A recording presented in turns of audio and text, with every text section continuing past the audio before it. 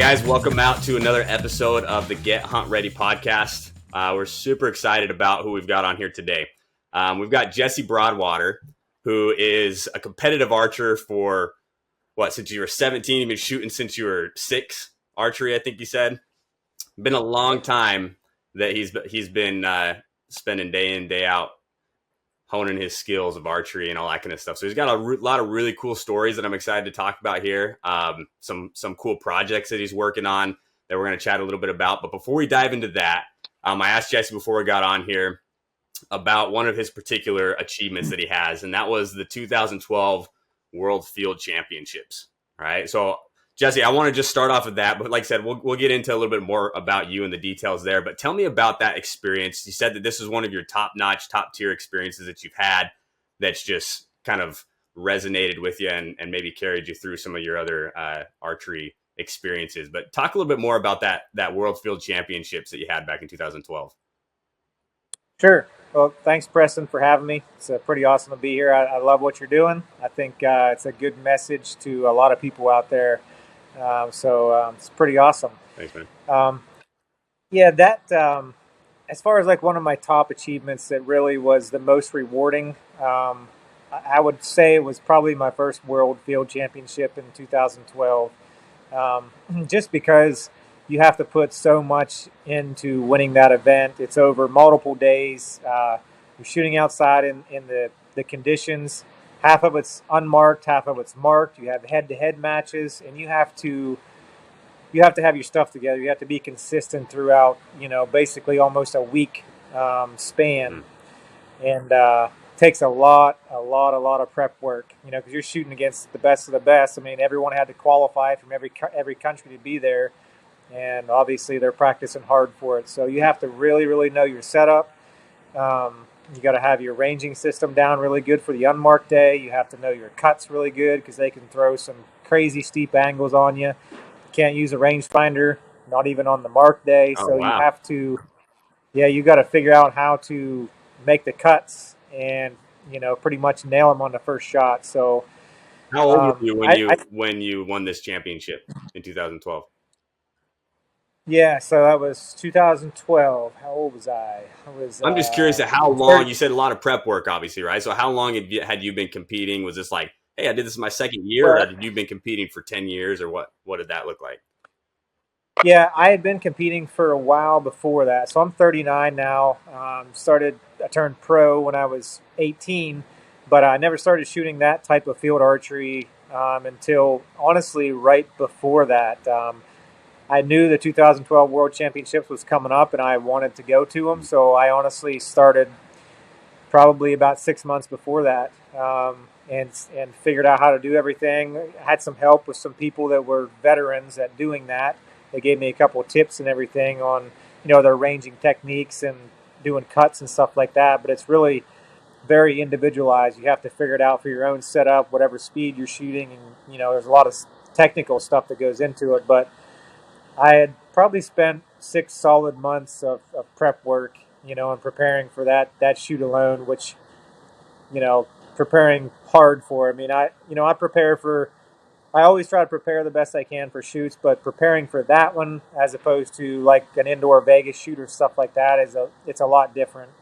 So that would be the first one I went to, and it was clear over in France. It was in the French Alps. Which was probably the most amazing place I'd ever been. I was at a ski resort way up the mountain in the middle of this little town. I think our bus ride was over an hour long up through this winding road, and then you get to this little ski resort town, and I think some of the largest ski lifts in the world are there. I mean, they hold, I don't know how many people, but you can take it up and, see French Alps, Swiss Alps, and stuff like that. So we were shooting in all different kind of terrain on the side of that, those mountains there. So one of the most beautiful places my eyes have ever seen. And then it's just a long ways away. You're away from your family. And at that time, my kids were young. And so I definitely didn't want to go over there and, get knocked out the first round of head-to-head matches or something like that. So I'm like, if I'm doing it, I'm all in, preparing 100% as much as I possibly can. I'm going to put everything into it. And I think that's why it was such a rewarding win, and a win that will probably be at the top of the list, forever. So it was definitely a highlight in my career. Yeah. So it sounds like something similar to that it feels like a lot of us talk about with hunting specifically. Obviously, your next level with your competitive archery, but it kind of falls along the same lines of a lot of times like people get kind of emotional whenever they land their first big game animal or maybe the biggest big game animal, but a lot of times they get emotional not because of the actual trophy but because of all the work and all the preparation that it took to be able Sure. to accomplish that and say, oh man, like I did all this work and I prepped for months and months and months on end and it paid off, right? Like I achieved the goal. Yeah, and that's just like you said, it's just a whole nother level with traveling halfway around the world and going over there and shooting against some of the best guys. So was there any specific Yeah. instances in that shoot that stand out to you as you look back on it? Yeah. My very, very first arrow for score the first day, I misfaced a target. And what that means is there's basically four different size targets that we shoot. And on the unmarked day, it's unmarked. And there's two target sizes, a 60 centimeter and an 80 centimeter, that can appear to be, you can mistake one for the other depending on where you're at. So there's certain ranges they can set them at for every certain size target. With these two targets, the 60 and 80 centimeter, there's an overlap there, and certain conditions they put them in, one target can look like the other, and you might be ranging for a 80 centimeter target, and it might be a 60, and so you're going to be off on your ranging.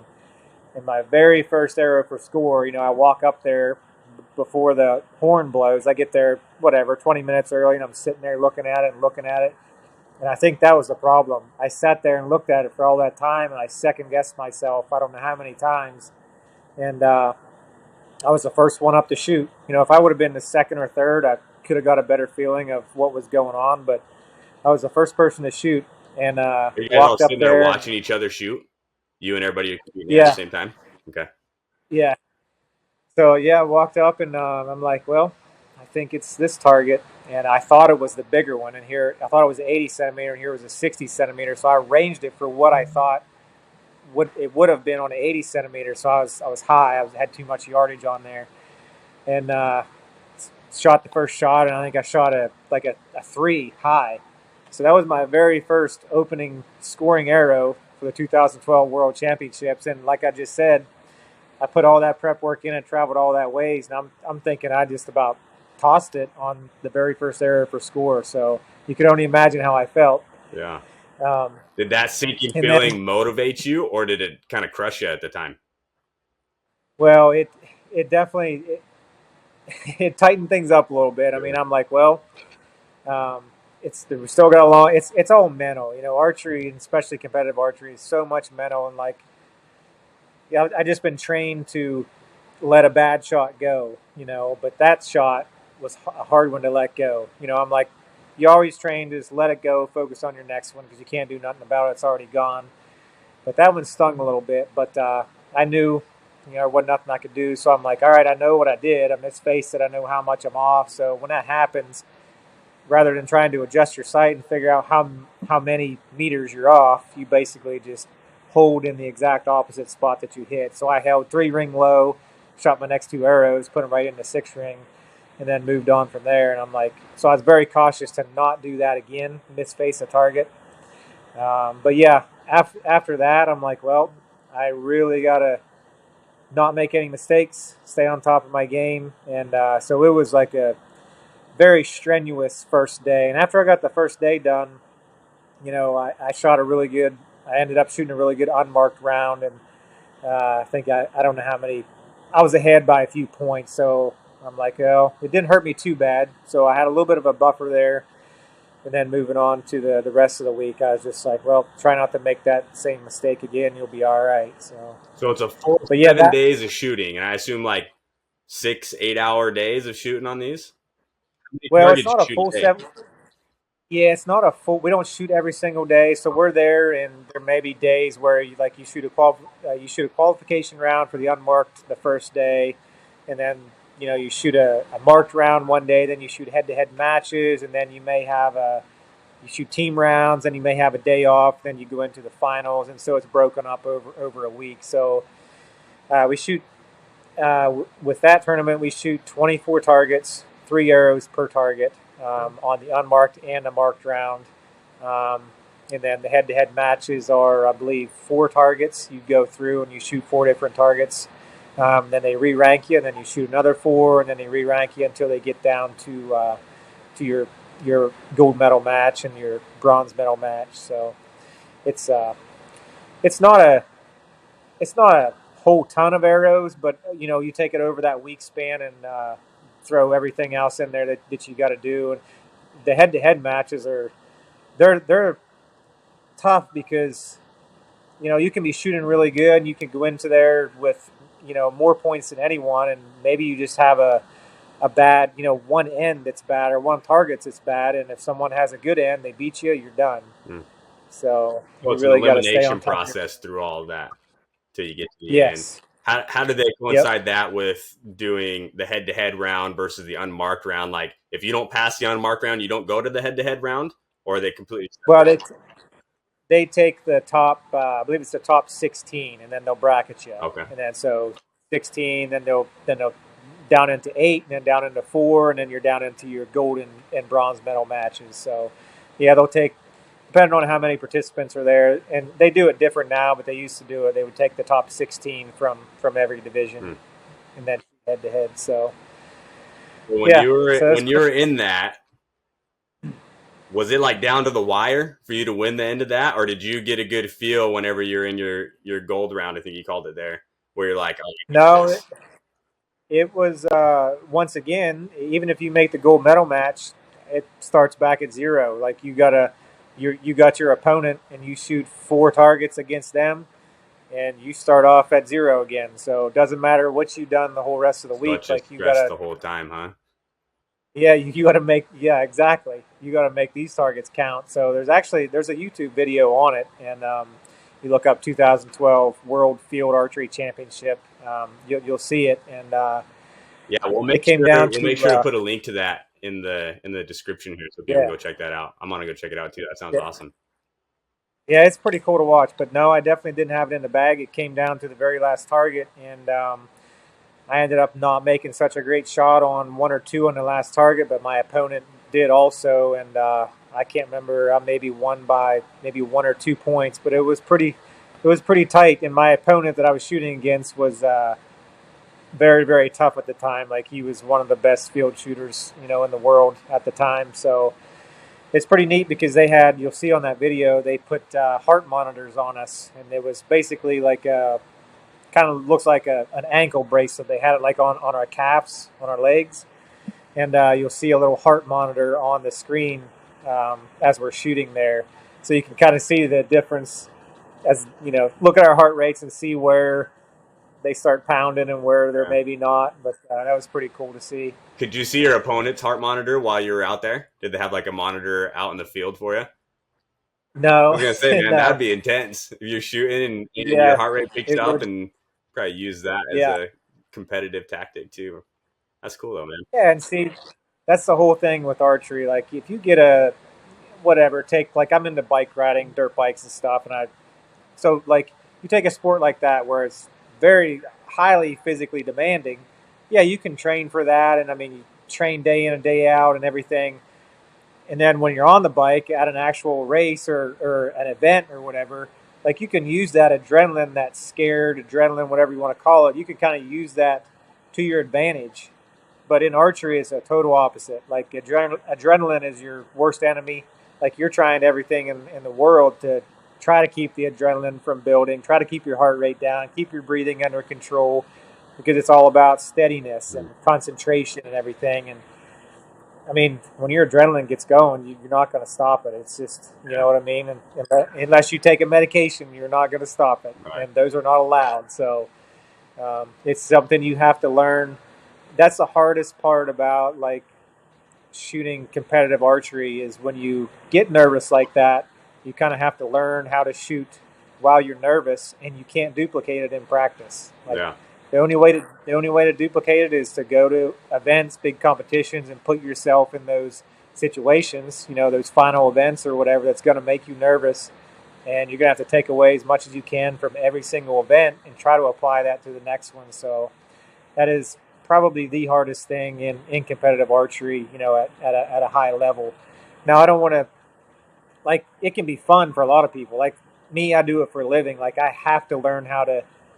It's been my whole life goal to learn how to master that, and I'm still, obviously, I still haven't mastered it. I don't think anyone will, but that's been every top competitive archer that does it for a living or is on, shoots as a pro. I think that's probably their top goal, is to not only make the final events and the shoot downs, but to learn how to manage that stress level, manage their breathing. And I think that's probably, it's the hardest thing.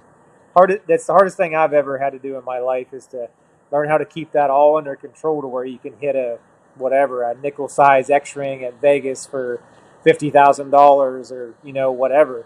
It's either you hit that and you win the championship, you win money or whatever, or you miss it and you go away 15th, 20th place, and maybe make enough to cover your travel to that event. So if you kind of put that into perspective, that's the reality of things. But you don't want to be sitting there thinking that while you're on the line trying to shoot that arrow. You're just gonna try to do what you've been training to do, and you can think about that stuff later after it's all done. But it's very hard. Yeah, and like you said, like that's your livelihood on the line. It's not just like bragging rights, right? That's Right. what you do full time. You Yep. dedicate your life to and everything. So obviously, at Hunt Ready, we're all about taking these types of experiences, whether that's in hunting or, like in your case, this competitive archery mindset, um, and applying that to other aspects of our life, right? Being a father, teaching that to our kids, teaching that to our friends, or just helping us in new ventures, right? We'll talk a little bit more here in a minute, guys, but Jesse just went through and acquired a new business called Competition Archery Products. We'll have him talk about that. But I'm sure that some of these lessons or these things that you learned by putting yourself in that situation has helped you understand, hey, this is what I got to do to make this business operate, or this is what I got to do to help my kid through this situation, or in my own life situation, right? So it's a lot bigger than just, I mean, you just get some people that they're like, oh man, like it shouldn't be that stressful. It's just a game, right? It's just a competition, like whatever. But it's not, man. It's so much bigger than that. And being intentional about understanding that is what we really want to spread at Hunt Ready, is take that, just like you said, and understand that experience, you have to put yourself into that experience, right? You have to put yourself in those situations, because that's the only way to learn how to handle that. And then now you're Yep. prepped to be able to handle that outside of the competitive scene and in other life scenes where it's like, hey, this isn't just competition. This is real life. This is family. This is my health. This is whatever it might be, Yeah. So I think there's a lot of really great things to be learned there. So appreciate you sharing that, man. I'm sure that was exciting. I can only imagine, right? Like I've done a lot of like fun and good things and feel like everybody has kind of their thing, right? But I don't think I've ever been in a situation like that on that big of a stage at that scale. So that's Yeah. super cool, man. I've learned how to manage it a lot better over the years. Shooting competitive archery, but I'm a bow hunter too, and I still haven't mastered how to keep my cool when there's an animal that I'm about to harvest in front of me. So that's something I'm still working on. But hey, that's what it's all about to me. I mean, that's you get that feeling, and it's there's nothing like it. I mean, there is nothing like it. And then when you actually follow through and end up harvesting the animal, there is nothing like it in the world. And I feel like, and that's why I love what you're doing. I feel like everyone needs to at least try to experience it, get their kids into it and everything, because yeah, I can teach you life lessons about how to just live your everyday life, how to make you more successful in your business or your work or whatever. I mean, it's going to teach you discipline, concentration, all that stuff. It's a pretty awesome, and not only that, but you get to experience, nature, you know, some of the most beautiful sights that God's given us. And, no matter where you're hunting, you're sitting there in a tree stand before daylight and that sun starts coming up or whatever. And you just sit there and you're just looking around at everything God's provided for us, and it's just it's a surreal feeling. And even if you don't see anything that day, even if you only see a couple of squirrels running around or whatever, I mean, who cares? It's Yeah. just a lot to take in. It's a very refreshing feeling. Yeah, and I think it's important in today's society. We live in a very fast-paced world, right? Yeah. Like, it's a very good way to slow down. I bring this up on the last couple of podcasts too, but I moved out here to Maui, Hawaii, like 2 years ago, and I was really worried about my wife. Been trying to convince me to move here for years. She grew up in Kauai in the summers, and I didn't want to because I loved exactly what you're just saying. I love being in the mountains. Like that's what I did growing up. Like I lived in a little town out in southern Nevada. Like we didn't have anything to do other than go out and experience nature, right? And it's something Yeah. that brings me a lot of peace, and like you said, it helps me to re-gauge and focus and stuff. But since I've been out here in Hawaii, I've started spearfishing a lot. I mean, we still have stuff that we hunt. We got hunting's a lot different here. Some in good ways and some in bad ways, right? But I do a lot of spearfishing. It's the same thing, man. Like getting out and it's a little bit different underwater too, because now you're like, oh, I gotta like hold my breath and then continue to do all these Yeah. other things. But my point is that it cuts all that out, and it helps me to slow down and just take in like there's this whole other world. I've hunted my whole life, and I never even thought about spearfishing, right? There's a whole other world underwater in the marine life and new things that I'm learning from that. That's just cool. Like you said, anytime you go hunting anywhere, like hunt in the Western US versus hunting back east versus hunting in Hawaii, they're all completely different things to learn, things to absorb, and there's a lot to learn out there, man. So yeah, I appreciate you giving us that, right? That's something that it's bigger than us, right? It's just something that we're hoping to be able to focus a little bit more on, right? Because just like we were saying, I think that all these lessons are learned by people that grew up hunting or have had experience hunting, but it's kind of subconscious, right? It's never really been, I can't say nobody, but at least for me, it wasn't ever really intentional, right? We didn't go out and sit down. We're not sitting in a blind and my dad saying, hey, you recognize that, right? Or did you hear that? Or did you recognize or absorb this? And like, teaching me how that can help me in life. So we're hoping to be able to make it just a little bit more intentional and get people understanding, hey, even if I go out and I go hunting and I don't see anything, there's some really great life lessons I can pull out of there that I can cherish and all that kind of stuff. So. Sure. Yeah, that's awesome. Yeah. All right, Jesse, tell us a little bit about you now, right? I want to talk about that because I love being able to hear those pinnacle moments in life, but there's a lot more to Jesse Broadwater than just that one championship, right? So you've got some kids. So we talked a little bit beforehand, but just maybe run us through how'd you get into shooting and a little bit just about you and your family life. 30,000 foot overview here. Yeah, so I grew up in Western Maryland, Garrett County, Maryland, if there's anyone out there listening. So I grew up there, and I get into archery. My dad actually, he started bow hunting, and I was about 6 years old, 5 or 6 years old at the time. And we'd always rifle hunted, and he had always rifle hunted, and but he picked up a bow and started doing that. I just thought it was, I just thought it was awesome. He took me with him a few times, and I enjoyed the fact that you had to really get close to, at the time we were just hunting white-tailed deer. So, you had to get them within basically 20 yards at the time to have a chance at them. And trying to get any animal in that distance, within that distance of you, and them not smell you, hear you, see you, or whatever. I mean, it's just a challenge. So I thought it was awesome that something that challenging, it was just hard to do as a challenge. So he took me with him a few times, and I'm like, I'd like to try it myself. So he got me a hunting bow shortly after that, and started shooting it in the backyard. And of course, we didn't really know too much of what we was doing, tuning wise or setup wise or anything like that. But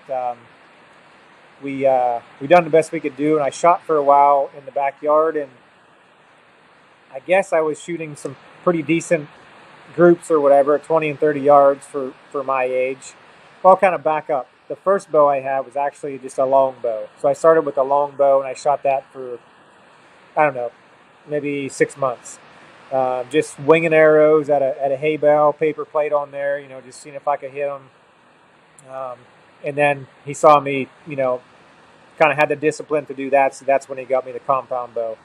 Got that set up, started shooting some decent groups, and we, like I said, we really didn't know what we was doing, so we kind of searched around, and we stumbled upon this really awesome bow club in Cumberland, Maryland, called Cumberland Bow Hunters. And if it wasn't for that club, I wouldn't be where I'm at today. I mean, that club was full of national champions, just a whole bunch of people that was super helpful, knew what they were doing, knew how to set up a bow, knew how to teach people how to shoot. And but they was all, well, I mean, there was bow hunters, but when we walked into that place for the first time, they had a 20-yard indoor range, and it was nothing but target bows. I mean, just full-blown target rigs, long stabilizers, magnified sights, stuff that we had never seen before, didn't even know was out there. So we was kind of blown away at that.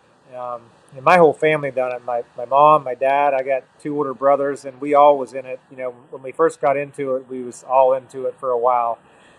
So we joined that club, and we're just shooting our hunting bows at first, and then, obviously we wanted to have what they had, the nice target rigs and everything, and saw how accurate they was shooting, and we couldn't believe it. I mean, they're just pounding the center out of an X just time after time after time. And we're like, holy cow, we're just shooting single spot targets and just trying to, shoot a decent group. And, me and my brothers were like, well, Dad, that's what we want. That's what we're going to do, I had the heck with these old hunting bows, even though we still wanted to hunt. But so anyhow, Was that driven more because of the accuracy of the bows, or because of the competitive nature of that type of a club? I think it was just, we was blown away at how accurate they could be. Like, we never knew that. I mean, at the time, we just was happy with hitting, a pie plate at 20 and 30 yards, and that was good enough to go hunting. But once we saw that, we're like, holy cow.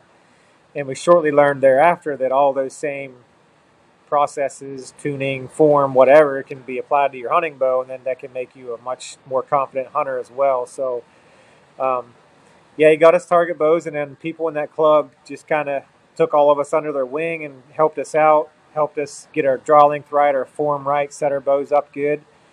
Then we started shooting Friday night leagues. They had a 5-spot Friday night league shoot there every week, and we go down and practice a few times a week. And it was just something that was addicting at the time, because us just getting into it and having all that good help, like, we seen our scores drastically improving week after week. And when you see that kind of progression, like, it's hard to put it down. Like, that's all you want to do. You want to try to shoot better and better, and you want to shoot like, that guy's shooting who never misses. That's how you want to shoot. So, so we done that, and stayed in that club, and of course they was all traveling around doing the whole national tournament scene, and traveling around to all these shoots nationally, and they was probably doing, I don't know, 15 or 20 of them a year. So I would have been basically 8 years old at the time. I had a Martin Gazelle was my target bow that I had, and got it set up and shot it for about a year, and then jumped in with them and started going around, and went to my first national championship when I think it was in '94. So I would have been 10 years old at the time, but we went to some regional and state stuff before that. And so we jumped in and started going around and competing with them. Hey, Jesse, and, real quick, I'm getting a lot of static. Do you got a fan that's blowing close to you or something? It's raining, and I have a tin roof, so that would be the problem. I was like, it just started increasing. I didn't know if a fan was swinging across there or not, but yeah, that would be the problem. Maybe I can walk outside, and it won't be as loud out there. You're good, man. Bear with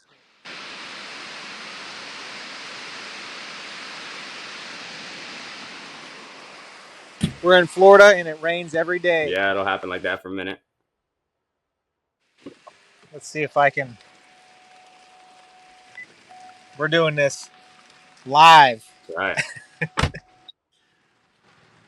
Okay. Can you still hear me and see me all right? Yep, your video just came back there. That's much better. Okay. Cool. Well, I'll do it from here until it stops raining. All right. Sounds good to me. Hopefully the connection's still good.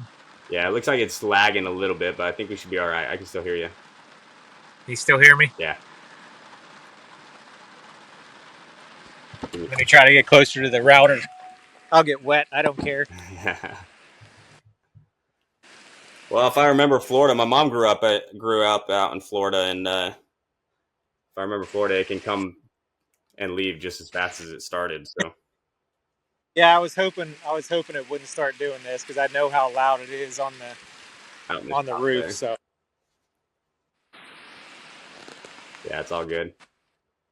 okay, we'll be good here. It should pass quick. But so yeah, started jumped in with them, started competing, and went to my first national championship. I believe it was in Tulsa, Oklahoma, in '94 or '95, and I was, as a cub, I was 10 years old, and I ended up winning that event. And of course, the people the people we were with, traveling around with, was kind of saw the potential and everything, and they're like, hey, I guess probably talked to my mom and dad and was like, hey, he's got something here. He's pretty good at this. And so yeah, I just kept doing it ever since. I ended up turning pro as soon as I could when I was like 17 and a half, and joined the pro ranks, and then manufacturers, was starting to look at me and help me out and everything, and had really good support through a bunch of different manufacturers over the years. Well, not a bunch of different ones, but a lot of the same ones for many years. So that was very helpful, and definitely couldn't do it without their support. And it's just something that once you get a taste of it, and once you get a taste of victory or you win something, you're not going to just win an event or two and then walk away from it. You're going to keep doing it until whenever, and Yeah, I'm still doing it. I am 39, and still doing it. Been doing it over 30 years, and started doing it as a living when I was 18, basically. And I'm not going to say it's the easiest way to make a living, because it can be stressful, and there's very little room for mistake. Like, it's very performance based, yeah, very performance driven. So obviously your sponsors want you to be a good representative in general, but they also want you to be winning and want you to be making podiums and in the spotlight and everything else. So you obviously have to perform very very good as well. So it's it's something. It's one of those, doing it as a living is there's a fine line there. And when you're riding the highs, it's awesome, and when you don't win for a few shoots or a year, it can be frustrating. And now with the level of competition, it's like there is zero room for mistake, no matter which venue you're shooting in. Um, just within the past, and we were just talking about this at the Outdoor Nationals, a few of us would, I would say within the past 5 years, the competition level is extremely tough. I mean, it's been getting harder and harder over the years. But if you compare the past 5 years to, say, the past 20 years, these past 5 years, it's just, there's almost no room for mistake. So you have to have a perfect weekend. You have to have everything go your way, and you have to be fully prepared, and a little bit of luck on your shoulder as well to win an event these days. That's how I would say it. So um, it's a fun way to make a living, but it's also not as happy-go-lucky as a lot of people think it is. They're like, oh, you get to shoot your bow, you do what you love for a living, travel the world, see the world, the country, or whatever. And that's true. That's awesome. But I spent, a lot of my time traveling around, domestically and internationally.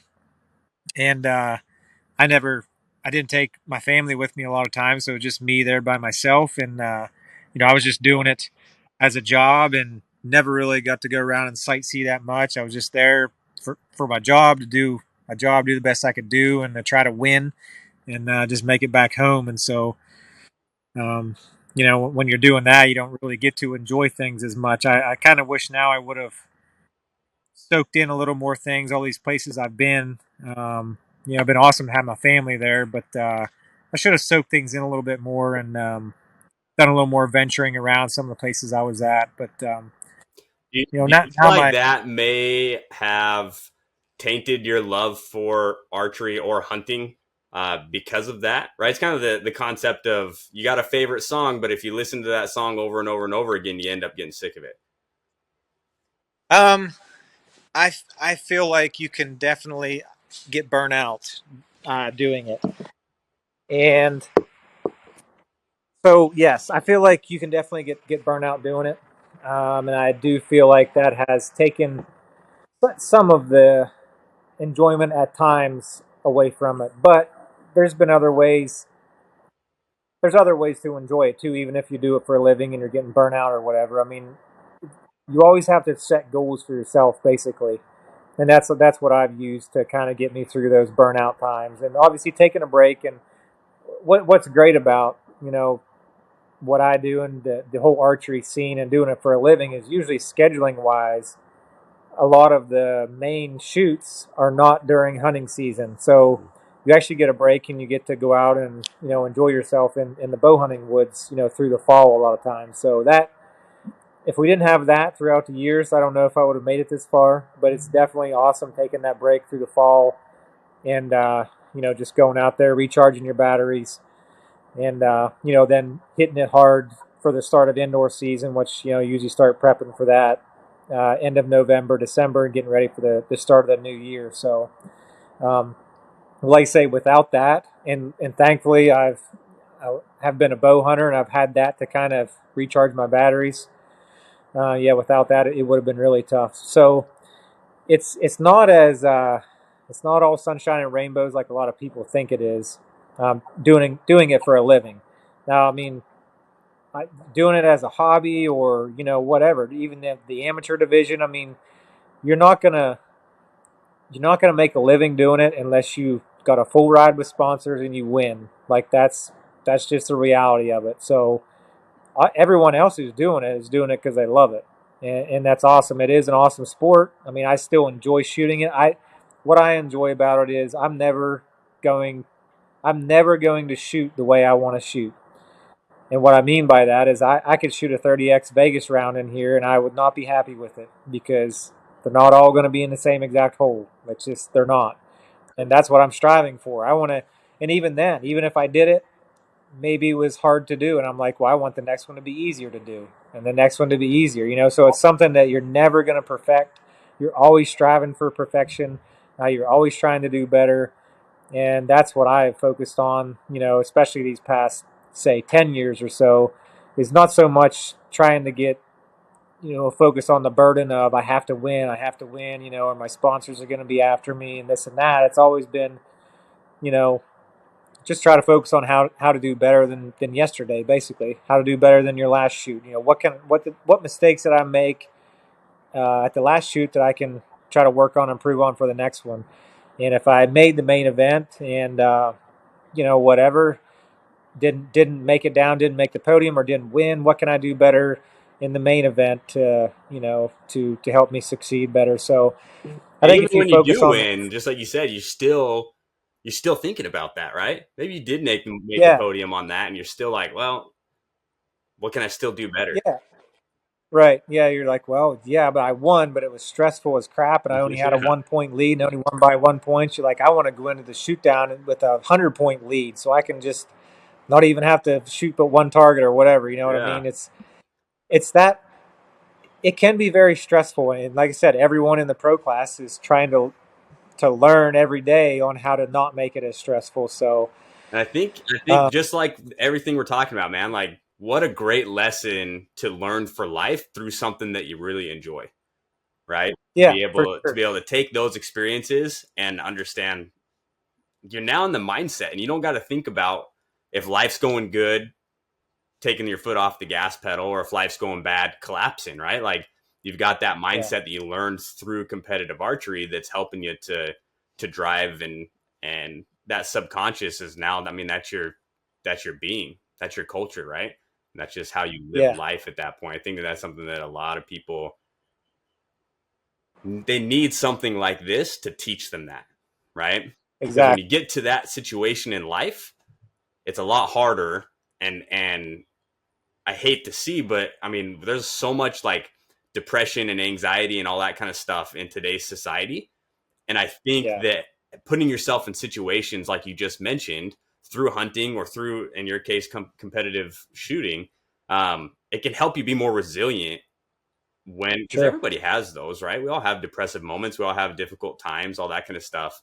You've just done really good and trained your mind and your subconscious to be able to work through that even outside Yep. of where you learned it, you know? Exactly. Yeah, I've applied it to all areas of my life, and try to instill that in my kids too. And it's definitely, yeah, it's definitely been something that's taught me how to live my life. No matter what I'm doing, it's always been, it's when I train with archery, it's always train with a purpose, and it's no different than whatever. If I'm going out to cut the grass, you know what I mean. I want to do a good job cutting the grass, not only because I like nice grass, but my kids are probably watching, and I'm not going to just go out there and do you know a crappy job, and then they see that and think that's okay. It's just Yeah. it's one of those things that yeah, you find something to apply yourself to and your life to like this, and it helps you in all aspects of your life. And it doesn't matter if I'm going fishing or whatever. Like, I enjoy fishing, but when I'm fishing, like I want to do the best I can do. Like, I love bass fishing and try to buy the best equipment and the best baits and learn where they're at. And like, I don't just go out there to some pond and sit on the bank and throw my line in the water. Like, I love fishing and like learning how to do it and how to catch fish and what all it takes to catch them. And so it's I don't know if that's a competitive nature in me.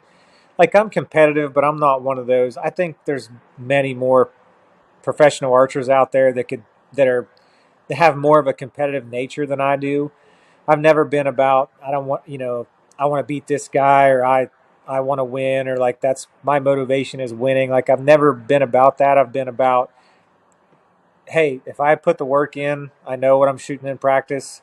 If I go there and shoot this, like, I know roundabout what it's going to take to win. And if I can, keep my stuff together during the shoot down or whatever, then I'm going to have a good chance of doing it. And that's always been my goal. It's not ever been to go out there and do better than anyone, set more records, or do any of this and that, because I know that if I don't have it, I don't have it. And if I go there prepared, knowing that I do have it, then all I got to do is do what I've been training to do, and things may fall into place, and I will probably get what my end goal is anyhow. I'm probably going to achieve that.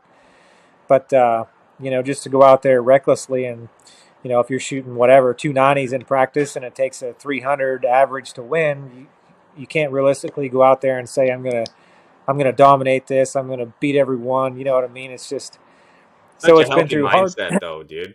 To be able to, you're competing against yourself. You're trying to better yourself, right? I think it's a really healthy mindset to be able to go through and do that, because especially in what you do, just like you mentioned, there are some factors that you need a little bit of luck for, right? Especially, Yeah, you're shooting shooting field or outdoor or whatever. A little gust of wind comes through on that 100-yard shot that blows your arrow a yep, little bit that you didn't expect, that kind of stuff happens just yeah, like in life. So having that mindset, I think, is such a healthy way to go about it.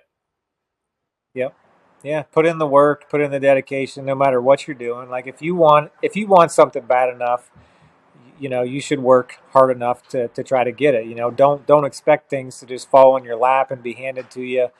And I think that's what that's it's kind of sad in a way to see some of the generation that's coming up here. I feel like they feel like a lot of them feel like they're privileged and want stuff handed to them, and some of the parents could do a better job at instilling better values in their kids. I mean, because that's the next generation, and it's it can trend one way or the other. You know what I Hmm. mean? And if you And it's just a don't ripple instill effect. good values in their kids, yeah, then when they have kids, is it going to get better or worse? Well, so yeah, that's why I like what you're doing, and and everyone, like, I don't like the city at all. I mean, I will go to the city, and of course I'm in them all the time, but I never want to live in one. But it's funny, we live kind of out here in the country in Florida, and there's nothing but farmland around us. But my wife has a lot of friends that live in the city and really don't venture out here very often. But we'll invite them out here, and it's just like a breath of fresh air. Like, they get out here, we got like 9 acres, and it's nothing around, no noise, no nothing. It's nature, and they get out here and we got a nice pool in the backyard and just a nice backyard, and they just look around. They're like, you can just see it in their face. They're like, holy cow, this is awesome. So someone that really has never experienced the outdoors, never been hunting, fishing, don't know anything about it, just getting them in the outdoors, out of the city, away from the hustle and bustle and all that stuff, just getting them out here, like they love it. Like you can tell it just kind of recharges their batteries, and they love it. Yeah, I don't know So the science behind that's it, but there's definitely some medicative properties to being in nature, right? yeah, for sure. Yeah. So let's talk a little bit about that, right? Like you started with hunting. Hunting led you to archery, which led you to competition, but all of it's kind of intertwined. So how do you feel like taking, shooting target archery and applying that to hunting? How do you feel like that's made you a better hunter? Obviously, you're going to be more accurate, right? But what are there any other aspects that you feel like that's taught you as far as becoming a better hunter? Yeah, sure. I mean, a lot. Just like we talked about as far as keeping your nerves under control. Well, the adrenaline, when that gets pumping, when there's an animal in front of you, you you can learn certain ways to help that and to help mitigate that. That's just like the emotional side of it. That has definitely helped me. Um, but then the technical side of it is where it's really helped me, and I feel like you could help a lot of people be more ethical hunters, be more confident hunters. Um, if you was to it doesn't. You don't even have to have a target bow. Just take your hunting bow or whatever. There's a lot of information out there. I try to share as much as I can, but a lot of good information out there on how to set your bow up properly for yourself, how to tune your arrows, tune your broadheads, um, you know, set your peep height correctly, how to hold your bow handle. There's all kinds of technical videos out there that you know, I kind of overlook and just take for granted. But I know a lot of the up and comers, and especially people that just started doing it, they have no idea. And a lot of those basic little tips or whatever will tremendously help them. Where can A they lot go to of find that info from you, Jesse? On your Instagram? Yeah, I mean, my Facebook page, I just over the years, I've shared a bunch of different, helpful tips and stuff like that. So they can check me out on there or whatever. But Yeah, we'll make sure to put that in the yeah, description as well so people can use that reference. yeah, and that's the great thing about today. That is one of the great things about technology these days, and the internet is for valuable stuff like this. I mean, the information is out there. If you can find it, it's out there, and like you said, we'll share it. I'm more than willing. Anybody who asks me, I'll send them whatever videos or whatever, and try to help them out. But it's the information is out there. But a lot of people would benefit greatly, if they just had their bow set up properly, had their arrows tuned properly, and just practice and worked on consistency. So I grew up shooting a lot of field archery, and I feel like we used to have a shop, an archery shop back in the early 2000s, and so kind of used to dealing with or not dealing with customers, but you know what I mean, Mm. helping customers, and in that whole side of things. So we'd have someone come in there that's never shot archery before, never bow hunted before, buying a brand new setup, and you're starting them up from scratch. I feel like if they wouldn't have had good help, from the get go, and went to another shop or whatever, tried to do it on their own and did not set their bow up properly, they'd probably still be struggling to this day, or they would have quit because of frustration. Because if you don't know what you're doing, you don't get guided from the start, it's going to be frustrating. It can be a extremely fun sport to do, but if you don't do it right from the get go, you don't have your stuff set up right, it can be frustrating as well. So I'd see people all the time.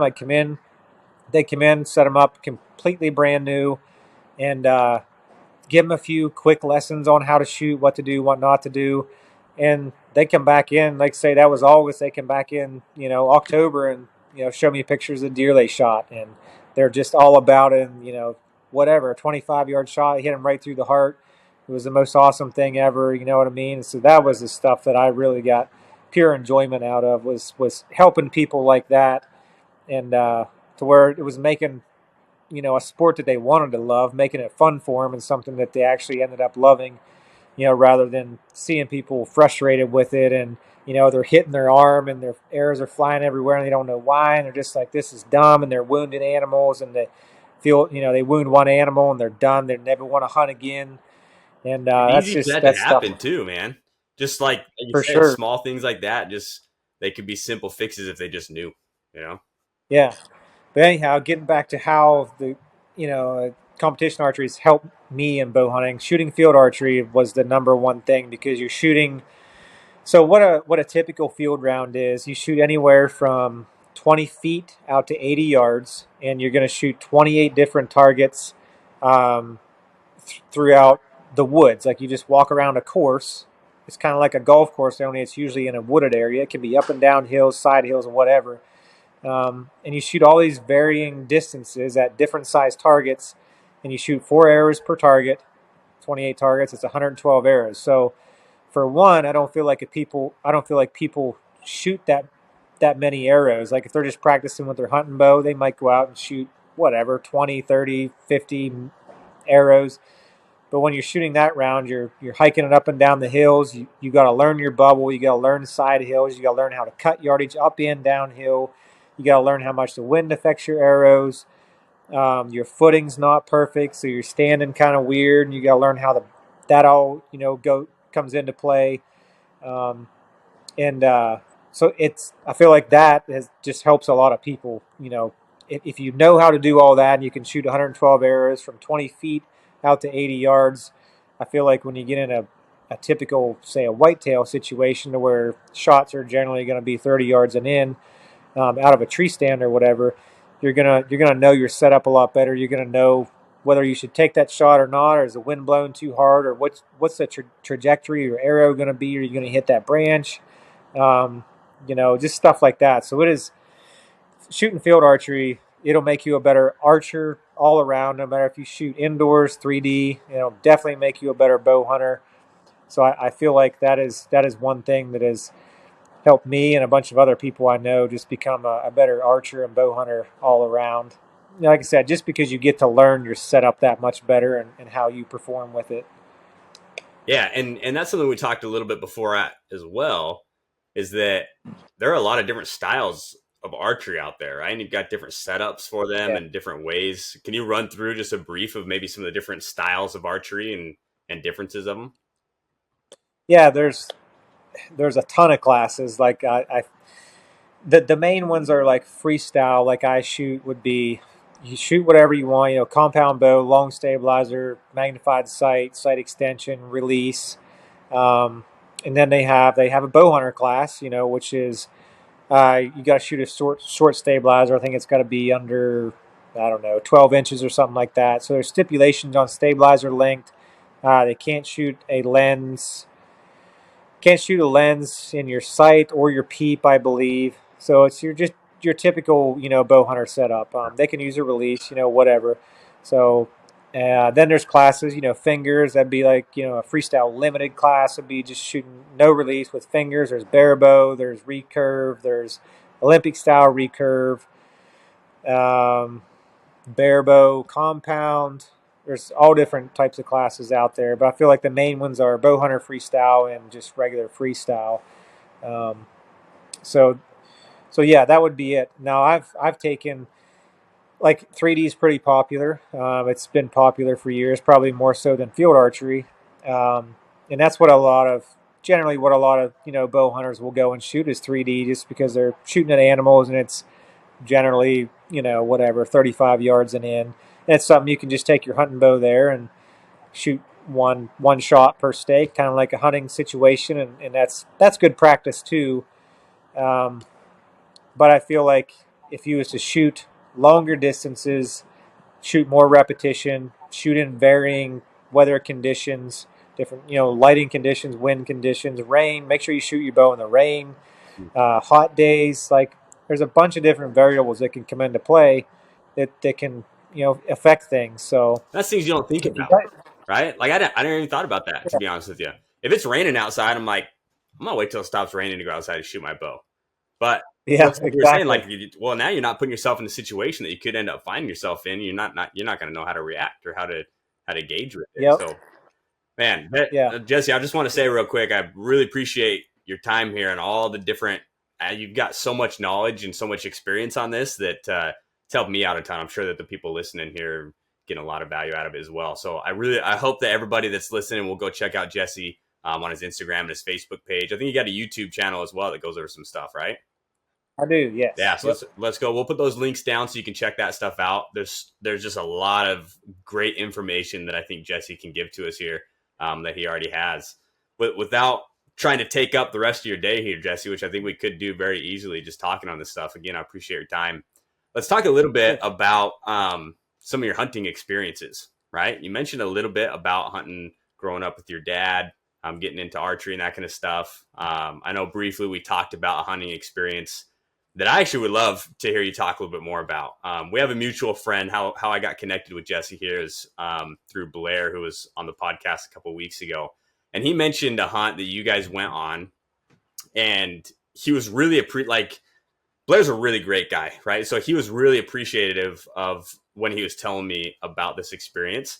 And that is that him and Jesse were out hunting, and as good and as prepared and as long as Jesse has been shooting his bow, Blair looked over at him when he was at draw, getting ready to fire at, I think it was an elk. You'll have to maybe expound on that. And he looks over and he sees Jesse turn his head, close his eyes, and just like take a couple of breaths just to get his well, I'm assuming here, right? I'm gonna have you expound on it a little bit. I assume it was to get your mental game there, or maybe it was just to appreciate the moment that you were in. But Yeah. do you have any? Well, I'd love to hear that story. But if you had any other hunting stories too that you wanted to share with everybody, I'd love to hear them.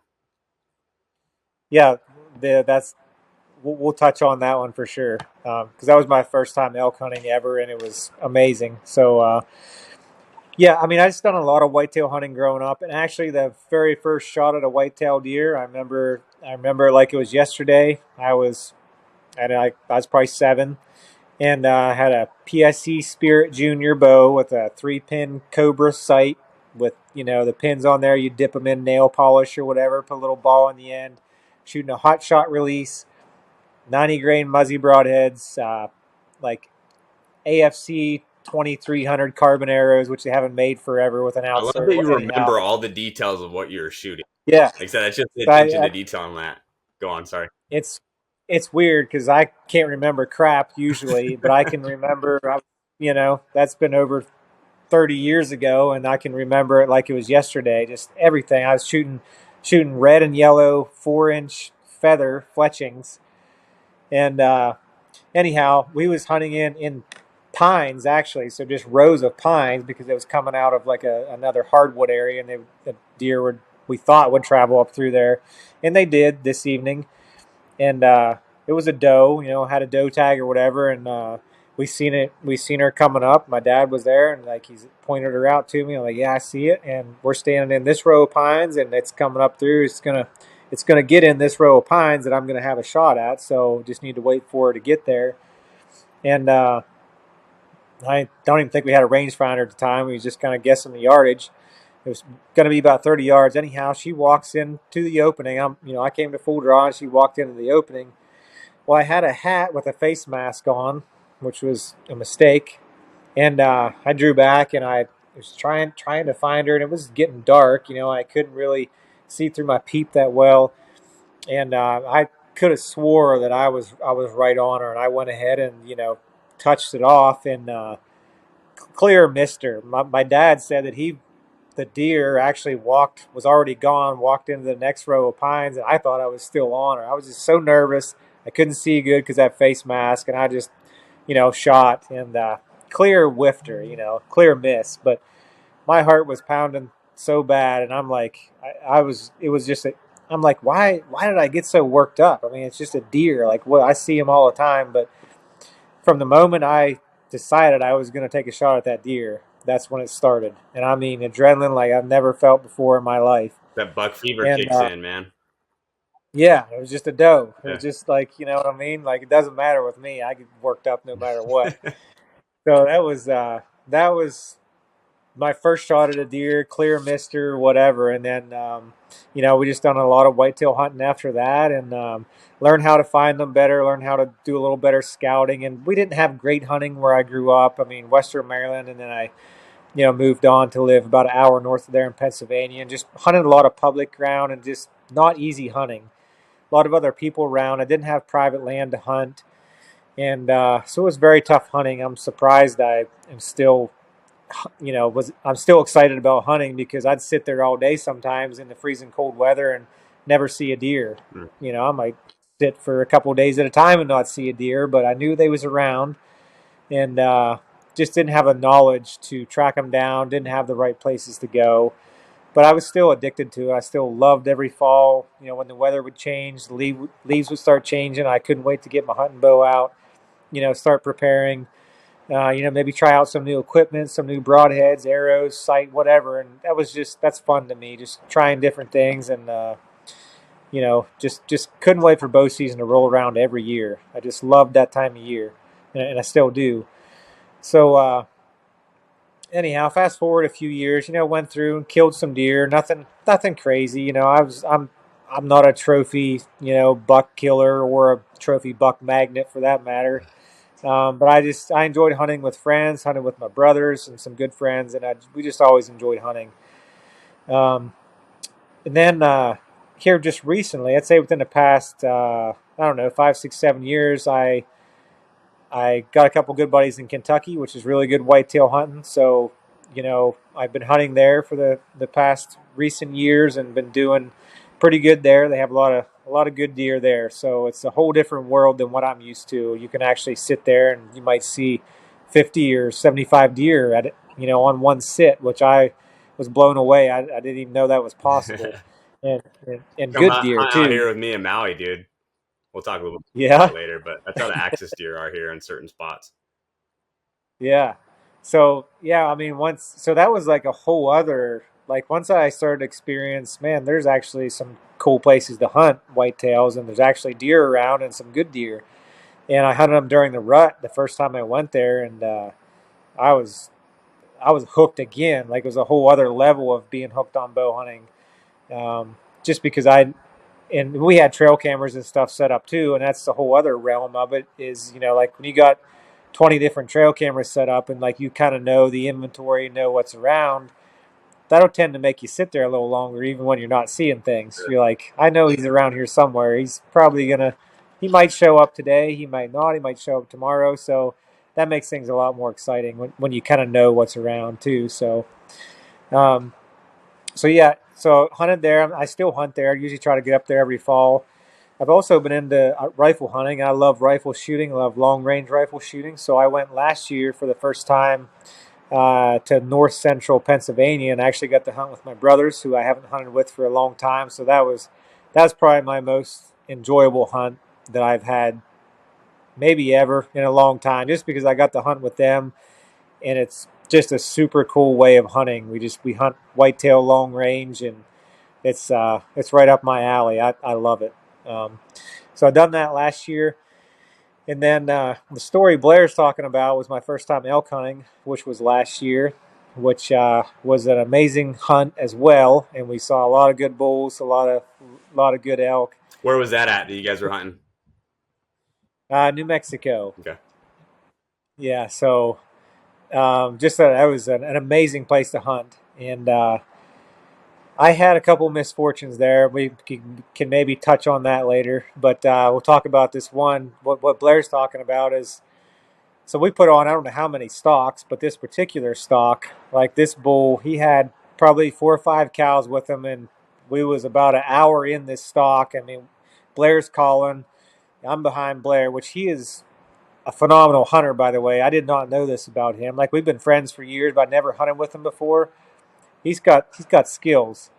So he's He really lives good. So down he's there in New kind of, Mexico for about a month every hunting season, hunts every day. yeah, yeah, he does. So we're working our way up through this, little patch of woods here, and this bull was just ripping up stuff, and he's screaming, and he's got cows with him, and I mean, Blair's calling, he's calling back, and That's so he'll go a little ways with the cows, and he'll tear up a whole patch of trees and stuff, and then he'll come back to try to see where this other bull is, and he's looking around. Well, it was pretty thick in there, so we're trying not to get spotted by the cows and all these eyeballs.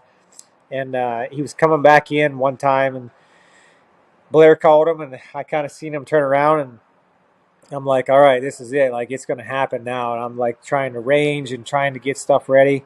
And I, I kind of felt like it was going to happen on this shot. And my heart is it's been pounding for like an hour. And I'm like, all right, you got to gather yourself here a little bit. Or you're not going to be able to keep the arrow on the rest, drawing this thing back.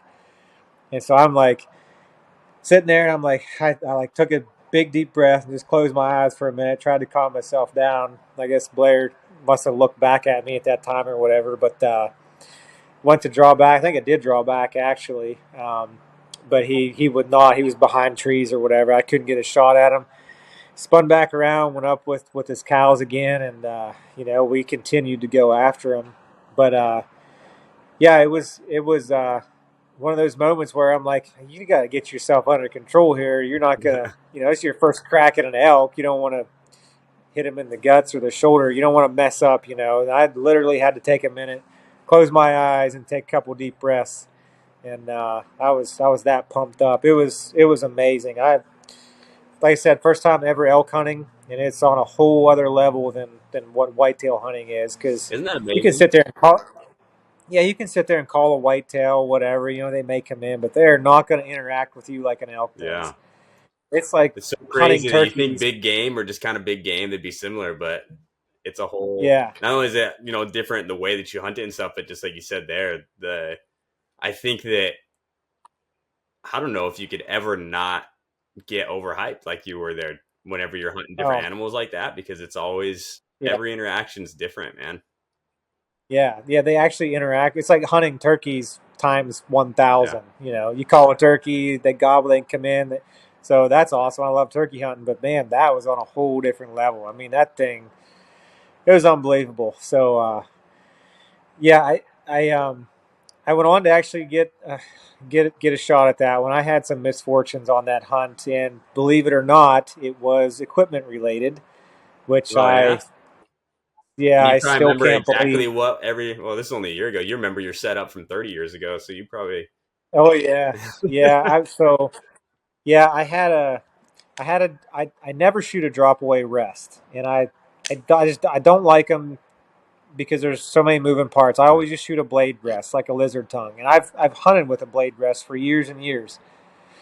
Well, I'm going back and forth when I'm setting up my hunting bow for this shoot, and I'm like, man, do I want to shoot a blade rest? Do I want to shoot a drop away? I'm like, I'll try a drop away, and if I can, get it to shoot reliably, day after day, then I'll go ahead, I'll use it.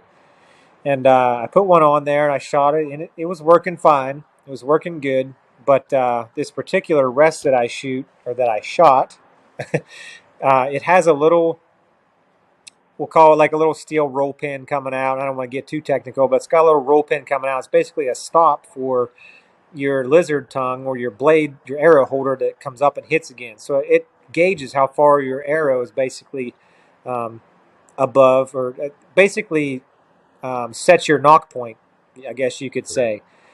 So when it comes up and hits that steel roll pin, it needs to come up to that same spot every time, or you're not going to hit the same. Well, on this steel roll pin, they put a little piece of plastic over it, I guess to minimize noise. So whenever that comes up and hits it, it's doesn't make a little tink or whatever. sure. Well, I stand here in the garage when I put that rest on, and I'm looking at that, and I'm like, that piece of plastic really doesn't need to be on there. Like, it's a wear item. I think over time, when the threads of that little set screw hit it, it could potentially wear. The rest could start coming up farther. I'm like, oh, it's okay. I'll leave it on there. See how it shoots. Funny how it was shooting consistently for a month. I practiced hard, and prepared hard for the elk hunt. Had my setup dialed like it was. I mean, shooting as good as my competition bow. So I was fully confident in it. Well, I get out there and we put on a few stalks. Was dragging the bows through the brush and everything for a couple days, and I go to get a shot at this bull, and he ended up coming in 40 yards. I mean, he come in, it was picture perfect. Like, so after I drew back on the first time where Blair was talking about, it went on another half an hour after that. He went down in this little little creek bed, ended up coming back out. We got behind some bushes. Blair called him, and I'm like looking at the creek bed. It's about 80 yards out. And I'm like, man, it would be so awesome if he got in that creek bed and popped up out of there. There was like a little opening in there. If he popped up out of there and we could call him in a little bit, get him in this field where there's nothing around, I can draw back, go out around this bush and get a crack at him. Well, wouldn't you know it, about 10 minutes later, that's exactly what happened. He popped up out. I'm sitting here staring at this opening because I know he's down in there. Blair calls a little bit, and sure enough, all I see is nothing but bone coming up out of this opening. And I'm like, holy cow. I'm like, am I seeing this or am I like dreaming here? And he comes up out and he walks straight into 40 yards, and I'm like getting behind the bush, ranging him, and drew back the bow, do a little cow call there, 40 yards, pop a good shot at him, and I knew I hit him, but I could not see where because my setup, I was shooting about 300 foot a second. I was using pink veins, no lighted knock, and I could not see the arrows fly out of that bow. So anytime I shot it, like I just couldn't see the arrows fly. But I knew I hit him. I mean, I heard it hit. I Yeah. saw the way he hunched. I knew I hit him. It was 40 yards. I had my pin buried right where it needed to be. Made a good shot. He turns around and starts going back in that opening he come out of, and I'm grab another arrow, range him again, launch another one at him. It was like 80, 85 yards or something like that. Pop another one at him. I hear it hit him, and seen him hunch again, and he goes back down in this little draw of the creek bed there where I can't see him. And I start running after him again. I'm like, I'm going to get another one in him. Blair's like, no, no, no. He's like, no, that's enough. I'm like wanting to get as many in him as I can at this Dude, point, those guys are. Anyways, go on. Yeah. Those elk are strong, Yeah. man. Yeah, so Blair kind of stopped me. He's like, nah, he's like, we're good. He's like, you had to hit him good. Like Blair's thinking, yeah, here's this professional archer that this huge animal is 40 yards from him. Like, how could he not hit him through the heart? Like that bull's dead. So, and I'm thinking the same thing. And so we get back. We sit there for about an hour or so, and I'm like, well, I'll sneak over there and I'll see. He's got to be laying down in there. He never come up out of there like it was a kind of a hillside. We would have saw him if he come back up out of there, and he definitely didn't come back up out and go anywhere to our left. He maybe could have went to the right, but we didn't hear him or see him. So I'm thinking he's laying down there dead. And so I kind of sneak over there, and I kind of made a mistake here because the cows were probably down in there too. And if I was smart, I would have not. I knew like the cows was here. I knew he went down in here. I should have, when I went to check on him, walk up this way to not spook the cows up past him if for some reason he was still alive. And sure enough, that's what happened. Mm. I walked over this way where the cows were, pushed those cows by him, and he ended up getting up. And we saw him run up the hillside there. And but we knew he was hit. We could see he was hit and everything. Couldn't get another shot at him there, and he ended up going on down there. And I mean, we tracked him. I mean, your dad was there, and we had what would we have? Probably 4 or 5 other guys there. And I mean, we scoured the whole area, asked the neighbor, everything. Looked for a couple days after that, buzzards and everything. Didn't find him. No sign of him. So yeah, that was my first elk hunt experience. So it was like on one hand the most amazing hunt I've ever been on, and on the other hand it was like the most depressing hunt that I've ever Sure. been on. I've felt that before, man. So anyhow, yeah, that just goes to show you check your equipment even to the finest little details. Is I mean I set up bows. That's what I do for a living. Like I do it every day. I've done it in the shop. Never would have dreamed in a million years that I would have had a technical difficulty on this hunt. Yeah. Something little like that. So anyhow, we go back to the camp, and I like knew something was wrong, and I shoot, and I don't know, I was probably 2 foot high at 80 yards. I was shooting over the target because what had happened was that little plastic tube was not fitting on that pin tight, but it was tight enough to where it was off like halfway. So that set screw was like hitting it half and half, and sometimes it would go past it and go all the way up. And I was literally 2 foot high at 80 yards. Oh, so you were hitting a tree or something, huh? Yeah, I mean, we went back to camp and was shooting, and I missed the target twice at 80 yards, and I'm like, something's definitely wrong. So I look over my whole bow, and I found the problem, and I pushed that little plastic piece back on, like an eighth of an inch is all that was off. Pushed it back on that steel roll pin, shoot another one, and I shoot them right in the dot at 80 Oh yards. man, That's all it was. you Yeah, probably know this already, but my dad just put a note here. It says that they found that same bull alive over a week later. But yeah, as far as the experience, hey yeah, man, you had him there. You freaking hunted him so hard all the way up to then, and an eighth of an yeah, inch. That's all it took. yep. Screw it up. That's all it was. Yeah. So But check that's your part of equipment. hunting, man. Anybody that's hunted for a long time, I'm sure their parents or grandparents or whoever they're hunting with them told the same thing. Like my grandpa used to say, "That's why they call it hunting and not killing, right?" That's right. Yeah. Yep. Yeah, man. That's Yeah. like you said, just another reason that I love hunting. You get out and sometimes you have experiences like that, but that's you didn't harvest that bull, but that's a core memory that you're going to be able to look back on and learn from and remember from, and just help you to continue to progress in your hunting game and in your archery game and in all different aspects. Yeah. I learned a lot because like I said it was my first time elk hunting. I didn't know how to call, didn't know like obviously I've watched hunting for years. I've talked to people who've done it, but I've never done it myself. But I learned a ton. Like Blair taught me a ton. Your dad taught me a ton. Gary taught me a ton. Just how to kind of interact with them and how they think, how they move, because it's different than a Oh whitetail. yeah, So I learned a ton, and I'm can't wait to go back again because I kind of just because I've learned so much, I know what to do a little bit better now myself, and yeah, I can't wait to do it yeah. And again. with your mindset, being able to take that and give another whack at it, Yeah, improve and all that. So yeah, thanks for sharing that, Jesse. One more thing I want to talk about here before we let you go, and that is your competition archery products, right? So behind you, we can see in the video that if you're watching this on YouTube or whatever, he's got that big old CNC machine back there. This is a business that Jesse just acquired that sounds like you're pretty excited about. Tell us a little bit about that. yeah. So competition archery products. Right now, we make competition archery points. So make them in different size for every different arrow, different weights, and everything like that. But it was acquired from a good buddy of mine, Rod Menzer, who he is now the CEO of USA Archery. He started the business in 2006, I believe. At the time, there was really no good source for a quality, precision arrow point. There was arrow points out there, but there was, there was not precision. There was not. You didn't have many weight options. So he just saw the need for a really good target arrow point.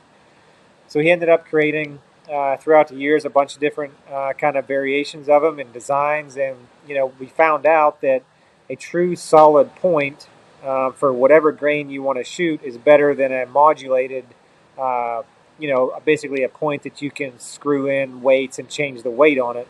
Those are not as accurate as a true solid point for whatever grain that you're needing to shoot. So, and they truly are more accurate. So he kind of built off of that, built off of that throughout the years, and made a bunch of different designs and shapes. And we got anything from the regular parabolic, really rounded arrow point design, all the way up to what we call a ballistic point, which is like a really long, pointy point, I guess you could call it. And it basically it's designed to help reglance or reduce glance outs in say 3D archery. So when you're shooting 3D archery, you got say three other guys in your group that are shooting, a 27 or like a max diameter size carbon arrow, and they got big pin bushings on the back of them. And if you're the last guy up, and they have two or three arrows in a 12 ring, 12 rings this big, there's just not much room. You almost have to take a chance and shoot at their arrows, or just shoot it at 10. So nobody wants to just shoot it at 10. So these points help you reduce glance outs. You don't have to worry as much about shooting into that group of arrows, and it's a lot of times it doesn't hardly glance at all. It'll kind of sneak in there right by them. So that's a pretty cool point that we come out with a few years back. We have what we call a pinpoint, which is just a regular stainless pinpoint for mainly for your indoor arrows, all different sizes and weights in those. So he had a lot of trouble especially after 2020, he was outsourcing everything. He wasn't making the points himself, but he was working with a really good machine shop that was making them for him. 2020 happened, a bunch of stuff, kind of went sideways. He ended up losing that machine shop. Long story short, he was having a hard time finding another machine shop to do the work. And then he would find a couple, and he wouldn't be in the right price range or the right lead time.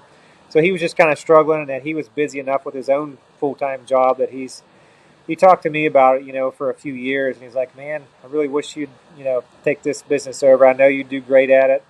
And I always wanted to. I just kind of wasn't the right timing or whatever, and didn't have a place to do it.